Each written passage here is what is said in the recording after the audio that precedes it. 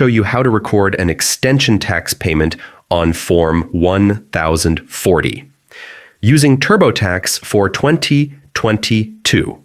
Start by opening your web browser and going to the official TurboTax website. Sign into your account or create one if you don't have an account yet.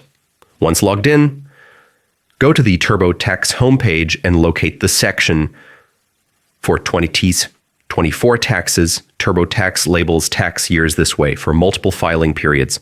Next, click on Tax Tools, then select Tools from the drop-down. Inside the Tool Center, choose File an Extension. Follow the prompts, selecting Continue to enter your extension payment details. TurboTax will guide you step by step to make sure everything is recorded accurately. And that's it. You've successfully recorded your extension payment on Form 1040.